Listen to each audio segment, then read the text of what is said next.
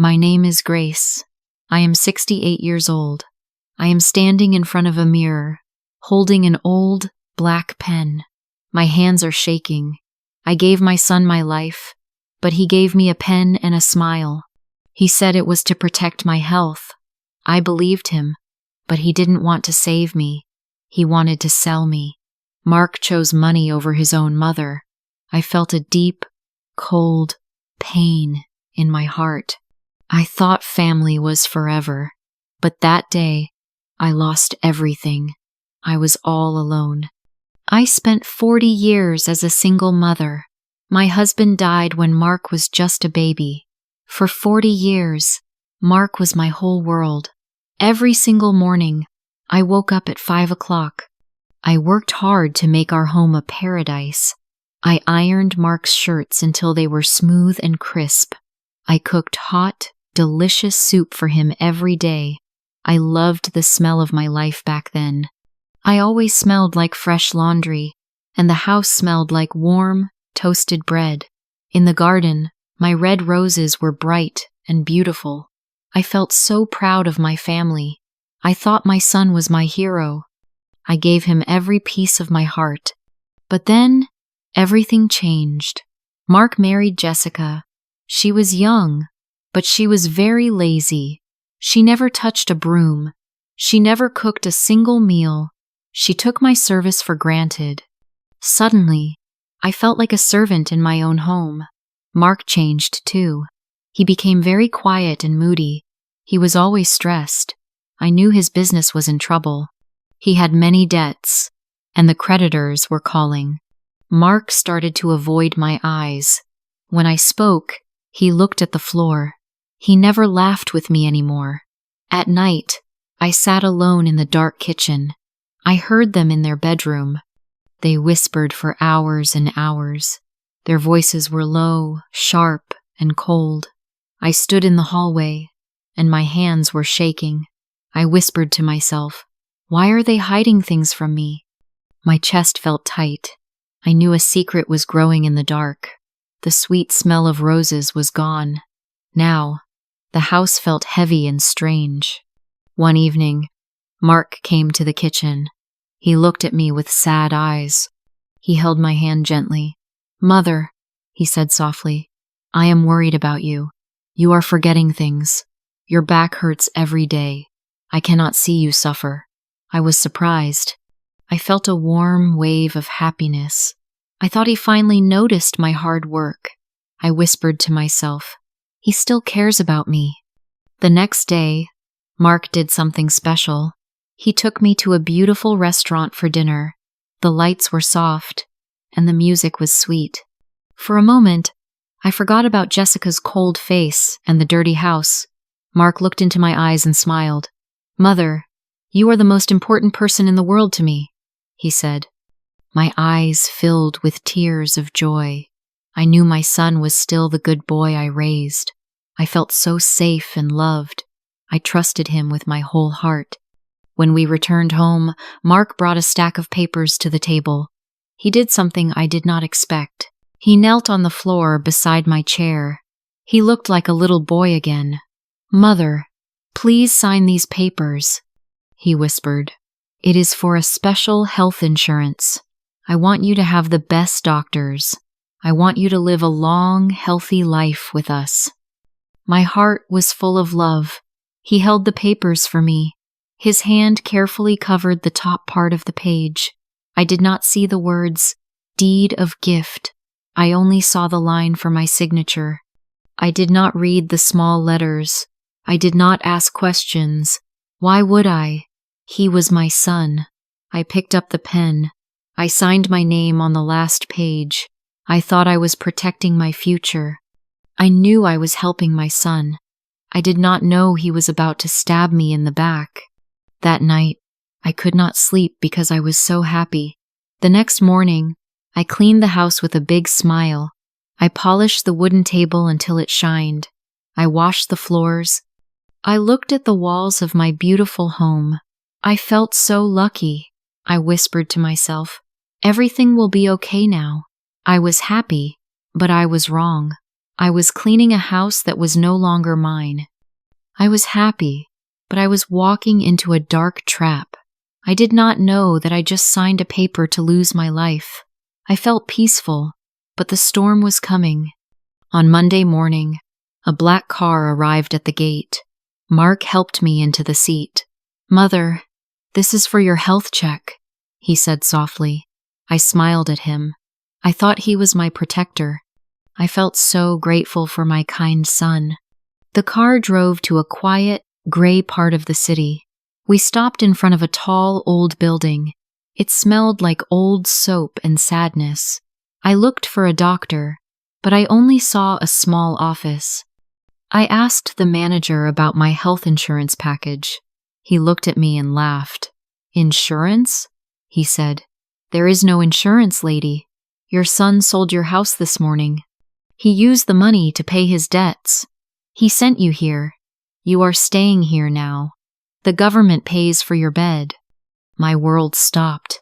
I knew I was in a nightmare. My chest felt tight, and I could not breathe. I took out my phone and called Mark.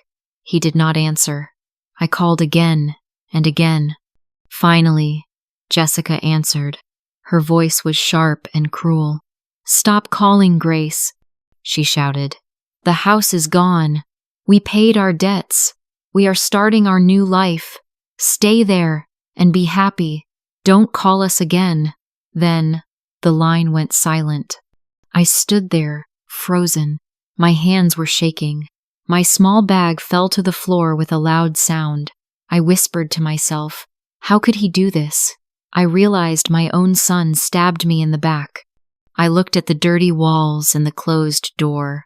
I had no home. I had no family. I was all alone. 2 days later, the heavy door of the hallway opened. Mark walked in. He carried 3 large plastic bags. They were full of my old, wrinkled clothes. I stood still.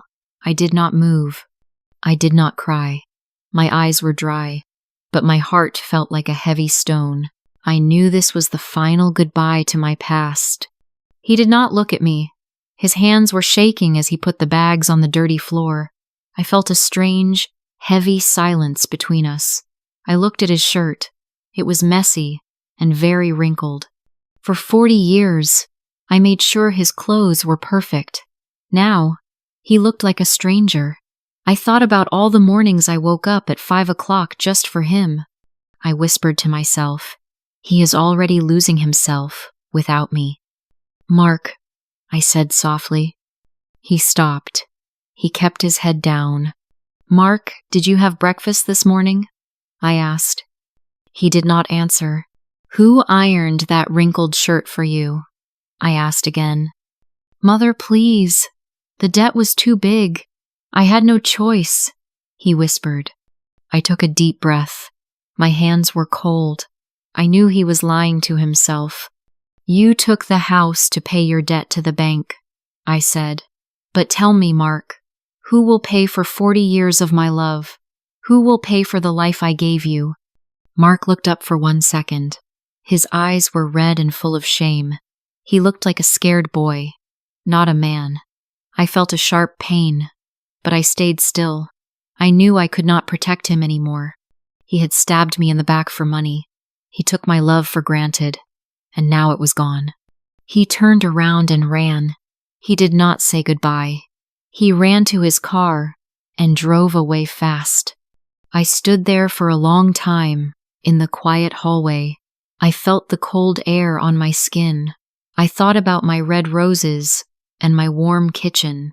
I whispered to myself, I have lost everything. I sat on my small, hard bed. I knew my life as a servant was over. I felt empty, but also strange. I thought, maybe the pain is a door.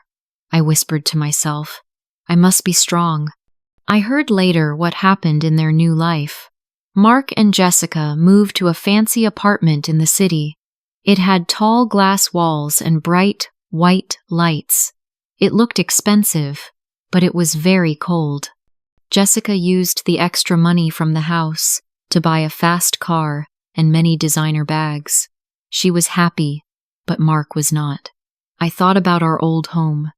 It was full of warm, yellow light and the smell of fresh bread. Now, they lived in a glass box. In the new flat, Mark lived in a nightmare. I knew Jessica would not care for him. There was no hot soup on the table. There were only plastic boxes and the smell of rotting fast food. The smell was terrible. I thought about my red roses, but in their new home, there was only the smell of old trash. Mark looked very tired. Every day, he went to work in a dirty, wrinkled shirt. He had no one to iron for him. He took my service for granted, and now he was paying the price. One morning, Mark looked at his messy clothes. "Jessica, please," he said. "Can you iron my shirt? I have an important meeting." Jessica did not even look up from her phone. She screamed, "I am not your servant like your mother was. Do it yourself." Mark stood still. His hands were shaking. He felt a sharp pain in his chest. He whispered to myself, or maybe to the empty air, "What have I done?" He walked to the mirror in the hallway. For a second, he saw a shadow. He thought he saw me in the kitchen, cooking and smiling. He saw the light I brought to the house. But when he turned around, there was only darkness and trash. I knew then that he realized the truth. He did not just sell a house. He sold the soul of his life. He felt so small and weak. Without me, the expensive apartment was just a cold cage. I thought about his empty heart. He had the money, but he was all alone. He finally realized that he lost everything that actually mattered. I knew his nightmare was just beginning. 6 months passed. Mark's world turned into darkness. Jessica spent every dollar and left him for a richer man. The bank took the new apartment because he could not pay. One afternoon, Mark arrived at the home. He looked terrible. His clothes were dirty, and he was very thin. He knelt on the grass and sobbed. "Mother, I am so sorry," he cried. "I have lost everything. Please come home. I need you to take care of me." I was sitting in the garden with my new friends. We were sharing stories and laughing. I looked at Mark. I felt a little sad for him, but my heart did not hurt. I thought about the 40 years I spent serving him while he took my love for granted. I knew that I could never go back to that cold kitchen. "Mark," I said softly, "I forgave you a long time ago. You are my son." He looked at me with hope in his eyes. But I shook my head slowly. "But I will not return to be your servant. I am finally living my own life." I looked at my watch and smiled. "I must go now, Mark. I have a painting class with my friends." I stood up and walked away with a straight back. Mark stayed on the ground. His shoulders were shaking as he cried. I felt a moment of silence in my soul. I whispered to myself, "I am finally free." I knew I was enough. I thought, I am not all alone anymore. I have found my own home inside me. I bought a small, white pot and placed it on my windowsill. I planted a single red rose. Every morning, I watched the sunlight hit its green leaves. I felt a quiet joy. I started teaching the other women here how to care for flowers. We talked and laughed together for hours. For the first time in my life, I knew my own value. I was not important because I served others. I was important because I was Grace. I thought, I am finally standing on my own feet. My heart felt light and warm. I whispered to myself, I am not just a shadow in a kitchen anymore. Mark started visiting me every Sunday afternoon. He sat on the wooden bench, his shoulders heavy and tired. He had paid a high price for his greed. We spoke about the weather and the small flowers. I felt a soft peace, but I kept my heart protected. I thought about the day he stabbed me in the back with that black pen. I loved him as my son, but I knew my boundaries. He never touched my money or my documents again. He could not control my life. I kept my freedom in my own hands. I whispered to myself, my life belongs to me now. I knew I would never be all alone again because I finally had myself. I look at my blooming rose and take a deep breath. I thought about my long journey from that cold kitchen to this bright window. I felt a peace I never knew before. I learned a hard lesson.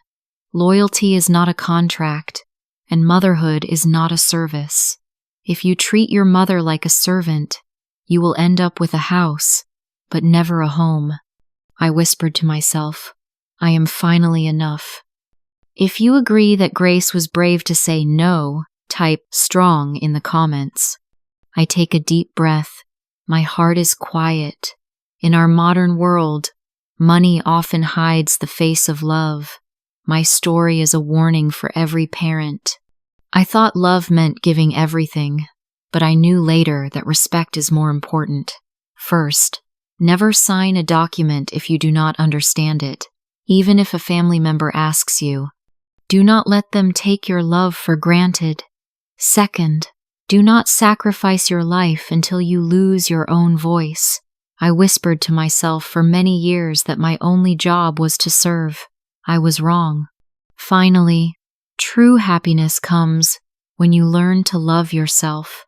I felt truly free only when I stood on my own feet. Your value is in the peace you find inside. Thank you for watching this story from Peak English Stories. What do you think? Would you forgive Mark if you were Grace? Comment yes if you agree. If not, share your thoughts below. Please like and subscribe to join Peak's family of stories. We love your support.